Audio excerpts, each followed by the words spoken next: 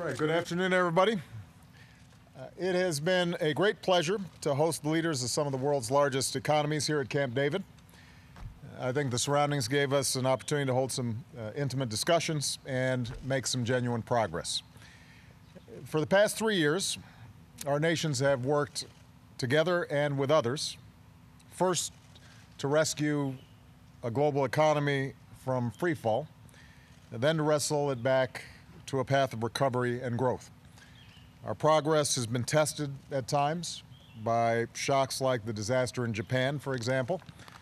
Today it's threatened once again by the serious situation in the Eurozone. As all of the leaders here today agreed, growth and jobs must be our top priority. A stable, growing European economy is in everybody's best interests, including America's. Europe is our largest economic partner. Put simply, if a company is forced to cut back in Paris or Madrid, that might mean less business for manufacturers in Pittsburgh or Milwaukee. And that might mean a tougher time for families and communities that depend on that business. And that's why, even as we've confronted our own economic challenges over the past few years, we've collaborated closely with our European allies and partners as they've confronted theirs.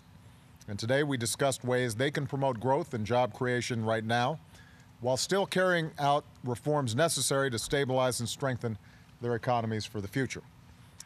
We know it is possible, in part based on our own experience here. In my earliest days in office, we took decisive steps to confront our own financial crisis, from making banks submit to stress tests to rebuilding their capital, and we put in place some of the strongest financial reforms since the Great Depression. At the same time, we worked to get our own fiscal house in order in a responsible way. And through it all, even as we worked to stabilize the financial sector and bring down our deficits and debt over the longer term, we stayed focused on growing the economy and creating jobs in the immediate term. Of course, we still have a lot of work to do. Too many of our people are still looking for jobs that pay the bills. Our deficits are still too high. But after shrinking by nearly 9% the quarter before I took office, America's economy has now grown for almost 3 consecutive years. After losing hundreds of thousands of jobs a month, our businesses have created more than 4 million jobs over the past 26 months. Exports have surged, and manufacturers are investing in America again. And this economic growth then gives us more room to take a balanced approach to reducing our deficit and debt, while preserving our investments in the drivers of growth and job creation over the long term: education, innovation, and infrastructure for the 21st century. Europe's situation, of course, is more complicated.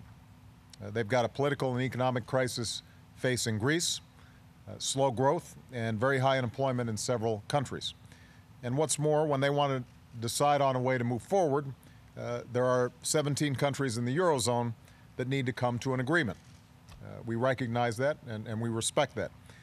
But the direction the debate has taken recently should give us confidence.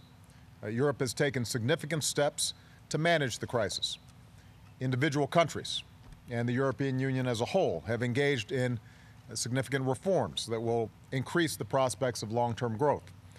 And there's now an emerging consensus that more must be done to promote growth and job creation right now in the context of these fiscal and structural reforms. That consensus for progress was strengthened here at Camp David. Today we agreed that we must take steps to boost confidence and to promote growth and demand while getting our fiscal houses in order. We agreed upon the importance of a strong and cohesive Eurozone and affirmed our interest in Greece staying in the Eurozone while respecting its commitments.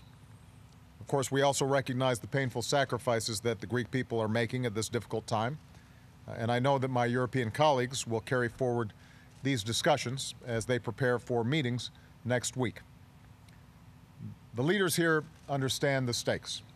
They know the magnitude of the choices they have to make and the enormous political, economic, and social costs if they don't.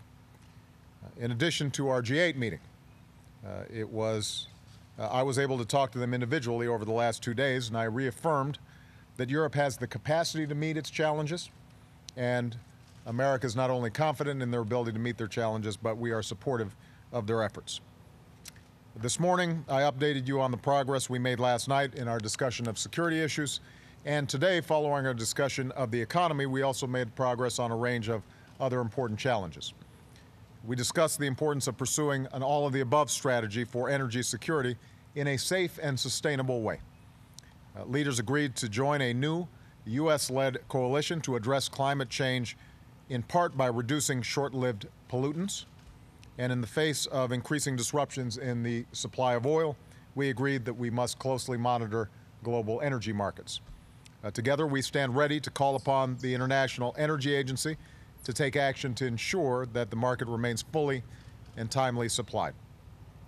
We also announced a new alliance on food security with African leaders in the private sector as part of an effort to lift 50 million people out of poverty over the next decade. We discussed our support for a sustainable Afghan economy as we wind down the war, and we reaffirmed our support for the democratic transitions underway in the Middle East and North Africa. So, I'm very pleased that we were able to make some important progress here at Camp David, and we're going to keep at it. Tomorrow we begin our NATO summit in my hometown of Chicago, where we'll discuss our plans to responsibly end the war in Afghanistan. Next week, European leaders will gather to discuss their next steps on the Eurozone. Next month, we'll all have the chance to continue this collaboration at the G20 in Mexico. And I look forward to building on this progress and promoting economic recovery in the weeks and months to come. Thank you very much, everybody. I hope you have enjoyed the great views and the great weather.